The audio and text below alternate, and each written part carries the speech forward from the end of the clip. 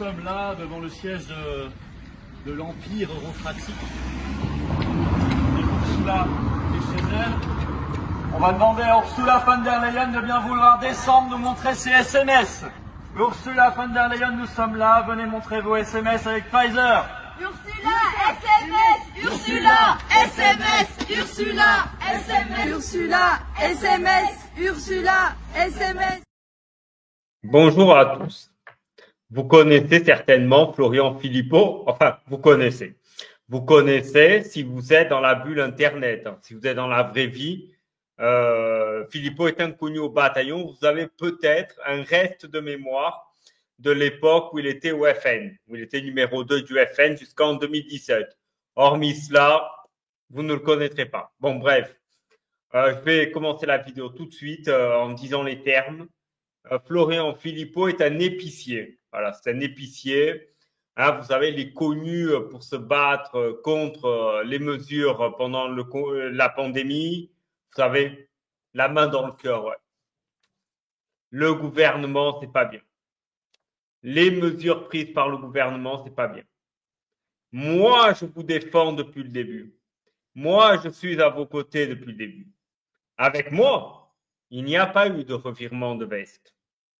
Eh oui, il dit ça à longueur de vidéo. Il dit, moi, je suis droit. Moi, je ne retourne pas ma veste au gré des événements. Bah oui, il dit ça.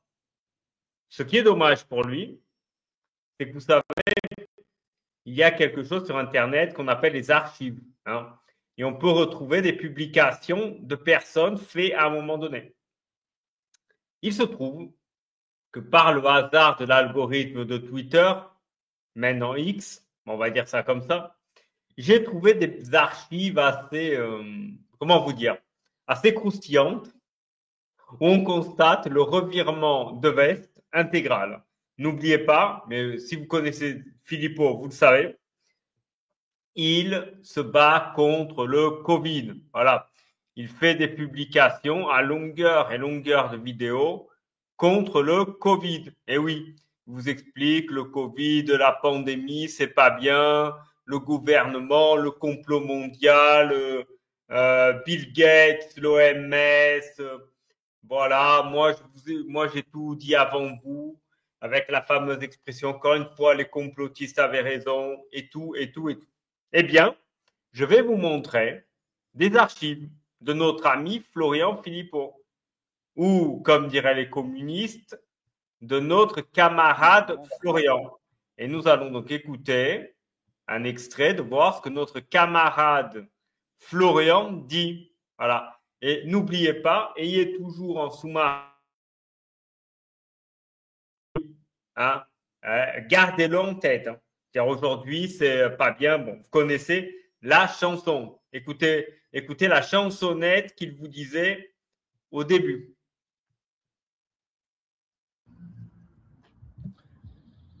Un petit point sur le coronavirus. Je suis, comme vous, inquiet, bien sûr. Inquiet par cette épidémie, mais peut-être encore plus par la réaction, ou on devrait dire l'absence de réaction du gouvernement français. Il a annoncé sous la pression quelques mesures sur les écoles, sur les crèches, par exemple, mais tout cela reste extrêmement modéré. Dans cette affaire, il faut savoir, nous disent les meilleurs spécialistes, que les demi-mesures ne permettent pas d'atteindre des demi-résultats. Les demi-mesures nous conduisent à une absence quasi totale de résultats.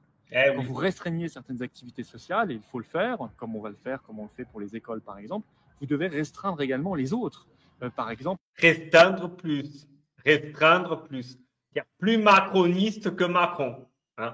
Gardez en tête ce qu'il vous raconte maintenant. Les bars, les restaurants, les commerces non essentiels, les lieux de vie évidemment non essentiels. Et il se trouve que là, rien. Les transports publics, rien ou quasi rien. Les frontières, là, on est vraiment dans l'idéologie la plus totale, puisqu'on est le seul gouvernement au monde qui ne fait rien vis-à-vis de ses frontières. Alors tout le monde est en train de fermer ses frontières vis-à-vis de nous. Les Français sont à peu près rejetés partout, parce que les autres pays se rendent bien compte qu'on ne fait rien en France, donc nous devenons des facteurs de risque. En revanche, nous... Entendez, faisons plus. On ne fait pas assez. Macron, tu ne confinais pas assez vite. Ça pique quand même.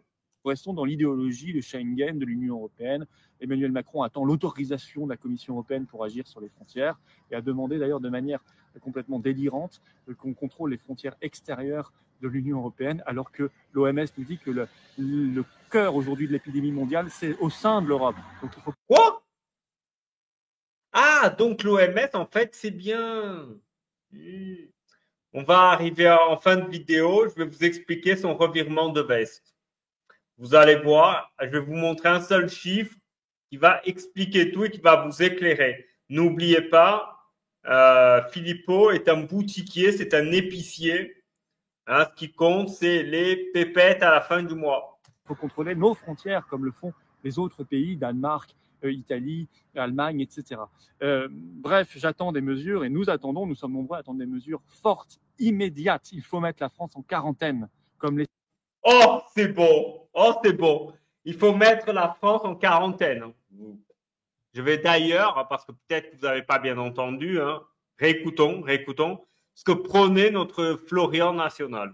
Bref, j'attends des mesures et nous sommes nombreux à attendre des mesures fortes, immédiates. Il faut mettre la France en quarantaine. En quarantaine, rien que ça.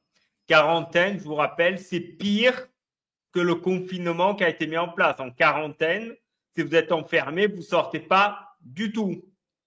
Du tout. Même pas pour un footing. D'ailleurs, on va y revenir sur les footings. Bon, c'est Florian qui disait ça. Gardez toujours en tête ce qu'il vous raconte maintenant.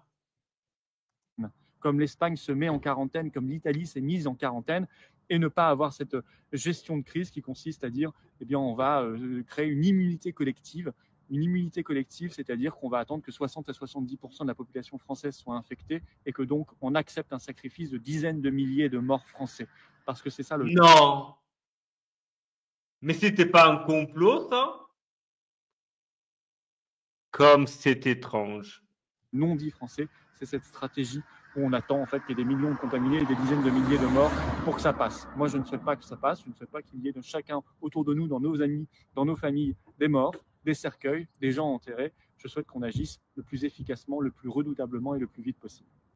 C'est beau, c'est beau. Voilà ce que prônait notre Florian national. Et n'oubliez jamais, qu'est-ce qu'il vous raconte maintenant? Hein, gardez-le en tête. Voilà. À nous raconter des conneries.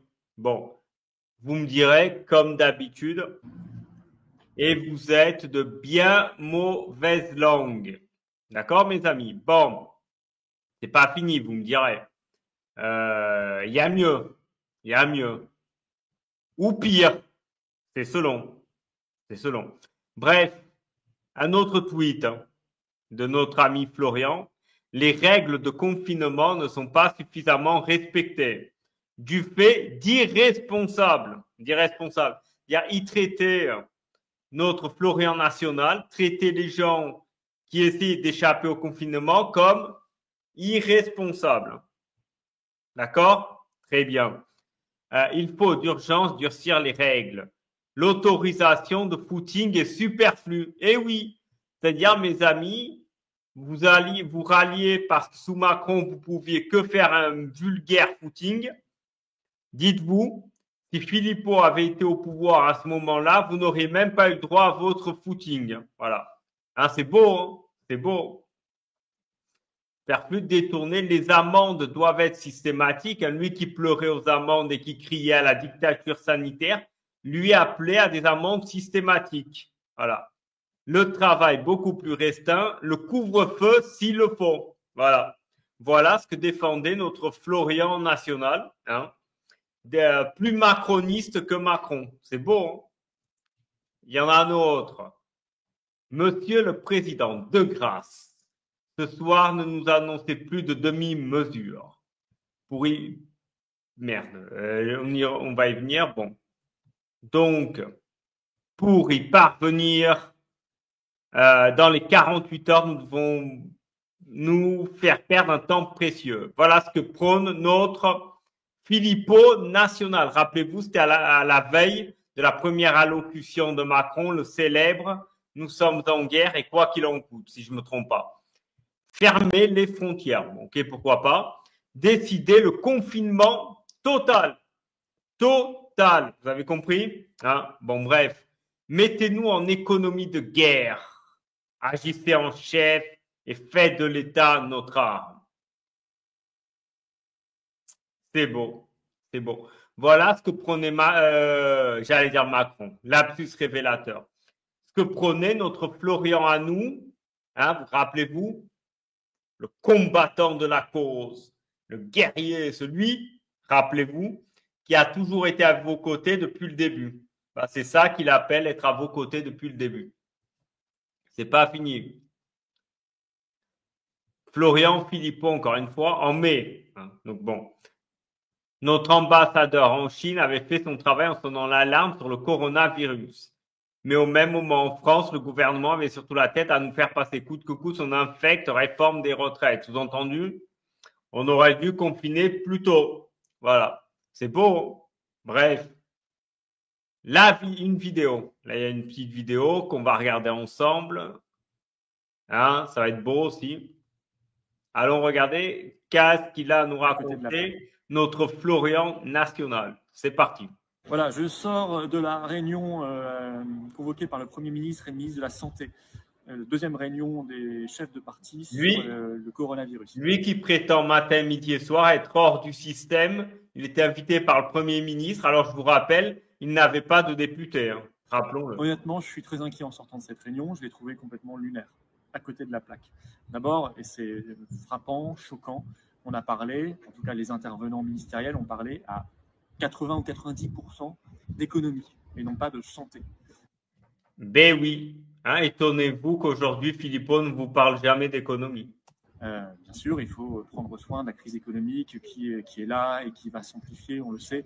Elle sera d'ailleurs mondiale, mais des mesures doivent être prises. Mais ça n'est pas aujourd'hui la première urgence. L'urgence, elle est vitale. Nous sommes à côté d'un pays, l'Italie, qui a 200 morts par jour en ce moment à cause de l'épidémie. Et en France… Rappelez-vous, lui qui plus tard vous dira que les morts sont un mensonge. En France, les courbes sont en train de s'affoler. Et il n'y a eu aucune annonce ce matin concrète en matière de santé, en matière sanitaire. Zéro annonce. Quand je dis zéro annonce, c'est vraiment zéro. Rien de nouveau. Aucun contrôle des frontières, aucune mesure sur les écoles, aucune mesure sur le télétravail qu'il faudrait généraliser, aucune mesure sur la limitation des lieux de vie où peuvent se transmettre plus facilement le virus. On fait toujours confiance aux fameux gestes barrières qui sont indispensables et qui sont d'ailleurs difficiles à faire parce qu'on a pas mal trouvé du gel hydroalcoolique, par exemple, en France, en pénurie. Mais ça n'est pas suffisant de toute façon, ces gestes barrières. Voilà, donc c'est vraiment inquiétant. Il y a des pays, Singapour, le Danemark tout récemment, qui prennent la mesure des choses, les États-Unis encore plus récemment, et la France qui privilégie simplement au niveau gouvernemental l'économie, à mon avis sans d'ailleurs grand résultat, et qui ne pense pas à la santé de ses habitants. C'est révoltant. Voilà, je le dis clairement, c'était une réunion lunaire. Il est temps de prendre de vraies mesures, et en matière économique, il est temps de différer évidemment la réforme de la suite. Voilà ce que défendait notre Philippot national. C'est beau, hein, c'est beau. Hein, quand vous mettez ça en corrélation à ce qu'il vous raconte maintenant. Mais je vais vous montrer un dernier tweet. Voilà, je sors de la… Je vais vous montrer un dernier tweet et ensuite je vais vous montrer quelque chose qui vous montrera la raison de son revirement. Un petit tweet, un beau tweet, voilà. Soit ce coronavirus a en France des goûts de luxe et ne s'attaque qu'aux députés, ministres et PDG, soit elles sont les seules à avoir le droit d'être testées. Les tests, et oui, les fameux tests, rappelez-vous, dont il râlera plus tard, bon, à raison, vous me direz, mais il râlera plus tard qu'ils ont coûté une fortune à l'État. Ben à ce moment-là, il se plaint qu'en fait, il n'y a que les députés qui ont le droit d'être testés et pas les autres. Hein, c'est beau, c'est beau. Bon, tout ça, c'est bien beau, hein, vous avez compris, c'est une fraude, voilà, il faut arrêter. Philippot est une escroquerie intellectuelle. Est-ce que là, il disait ce qu'il pensait ou est-ce qu'il dit ce qu'il pense plus tard? Peu importe. Ce qui est important, c'est qu'il y a eu un revirement à 180 degrés, c'est-à-dire un revirement complet, alors que il vous dit qu'il vous défend depuis le début. Eh oui, il défend la cause depuis le début. Ben, vous avez vu que non. Vous avez vu que non. Et c'est catastrophique. Mais vous me dites, mais pourquoi Philippot a-t-il retourné sa veste? Pourquoi est-il passé de plus macroniste que Macron à plus anti-Macron que l'anti-Macron primaire? Eh bien, mes amis, vous allez le comprendre maintenant. Regardez bien l'écran. Bon, il a 300 000 abonnés, vous me direz très bien. Ce qui intéresse, c'est ce qu'il y a au-dessus. Voilà, vous le voyez bien. Faut-il que je grossisse un petit? Je vais grossir un peu parce que sinon, vous n'allez pas bien voir. Bon, bref. Voilà. C'est beau. C'est beau. Donc, 300 000 abonnés sur ma chaîne YouTube. Je vous rappelle qu'aujourd'hui, il en a 500 000. Bon. 300 000 abonnés sur ma chaîne YouTube. Bravo à tous. Bon, bravo surtout à lui-même, hein, c'est ce qu'il a voulu dire. Et à la monétisation de sa chaîne, cela va sans dire. Dire qu'on avait 16 000 il y a moins de 2 ans. Et oui, et là, vous comprenez son revirement. En fait, je le dis, je l'affirme. Si Philippot n'est pas content, ça m'en touche une sans faire bouger l'autre, comme disait Chirac. Eh bien, avant le Covid, avant l'effroyable pandémie, eh bien, sa chaîne YouTube plafonnait à 16 000 abonnés. Le tweet, il date de janvier 2022. 2 ans, c'est janvier 2020, donc début du Covid. Donc, en fait, avant le Covid, sa chaîne YouTube plafonnait à 16 000 abonnés, il ne monétisait pas sa chaîne ou quasiment pas. Hein. Sachez que moi, j'ai 6 000 abonnés. En termes de monétisation, ça n'atteint même pas 10 euros. Et vous imaginez bien que lui, avec 16 000 euros, ça ne gagnait pas énormément. Eh bien, aujourd'hui, oui. Son parti au début de la pandémie avait des caisses vides. Ça, il faut le savoir. Bon, lui, il avait son petit chauffeur et tout, mais bon, le parti avait des caisses vides. Et en fait, à un moment donné, vous l'avez vu, il était plus macroniste que Macron. Et à un moment donné, il a compris qu'il y avait un créneau à prendre. Politiquement, il y avait un créneau à prendre qui était le créneau d'aller à contre-courant des partis politiques dans ce pays. Donc, aller à contre-courant, c'est aller contre les mesures de l'État, contre les mesures prises pendant le Covid. Mesures, je vous rappelle, qui vous prenaient des mesures encore plus strictes que ce que Macron a mis en place, rappelez-vous. Eh bien, il a compris que les boomers, nos amis les boomers, évidemment, eux qui ont de l'argent, eux voulaient un discours contre le Covid. Et lui, il a compris ça. Ça a été un peu son intelligence pendant l'effroyable pandémie. Eh bien, il a compris qu'il y avait en fait un créneau à prendre et de l'oseille à se faire. Bon, calcul gagnant de son côté, hein, parce que vous le savez, je vous l'ai déjà dit, Philippot a abandonné la politique. Philippot, aujourd'hui, c'est un boutiquier. Comme dans le titre, c'est un épicier. Voilà. Il est là pour gagner de l'argent, point, barre, ligne. Voilà. C'est le seul but de la manœuvre, c'est gagner de l'argent. Donc, il a trouvé un créneau et il est resté dans ce créneau. Alors, tout le monde a oublié le Covid. Hein. Il est resté dans ce créneau parce que c'est le créneau qui amène des dons des boomers. Voilà, tout simplement. Donc, vous l'avez vu, Philippot est une escroquerie intellectuelle. Bon, vous me direz, et vous aurez raison, à l'instar d'Asselineau, à l'instar de Kuzma le renard, à l'instar de Philippe Murer. Bon, tout ça sont des escroqueries, des fraudes intellectuelles. C'est catastrophique. Voilà, c'est une tristesse sans nom. Donc, c'est pour ça que vous connaissez ma position. Le souverainisme est mort. Il n'est pas mort comme idée politique. Il est mort par la nullité, la médiocrité de nos chefs politiques. Voilà, tout simplement. Et c'est bien triste. Voilà, en tout cas, pour conclure cette vidéo, je vous dis déjà merci d'être là. Et nous allons conclure avec la même vidéo que l'introduction de cette vidéo et qui vous montre l'escroquerie intellectuelle. Rappelez-vous ce qu'il fait maintenant, vous allez le voir, donc le fameux SMS Ursula, et mettez ça en corrélation avec ce que je vous ai montré. Voilà. Donc, avant toute chose, évidemment, avant de nous quitter, je vous invite à liker la vidéo au maximum pour aider au référencement, la commenter au maximum, la partager sur vos réseaux sociaux pour la faire connaître par le plus grand monde, pour que les gens se rendent compte de l'escroc que Florian Philippot est. Et évidemment, vous abonner à cette chaîne, c'est toujours ça de prix. Voilà. Merci à tous et à très bientôt. Et regardez ce qui est devenu notre Florian National. Vous allez voir dans cette vidéo, que vous avez vu d'ailleurs en début de vidéo aussi, le côté boutiquier et épicier. Voilà. Merci à tous et à très bientôt. Nous sommes là devant le siège de l'Empire eurocratique. Et Ursula est chez elle. On va demander à Ursula von der Leyen de bien vouloir descendre, nous montrer ses SMS. Ursula von der Leyen, nous sommes là, venez montrer vos SMS avec Pfizer. Ursula, SMS, Ursula, SMS, Ursula, SMS, Ursula, SMS, Ursula, SMS.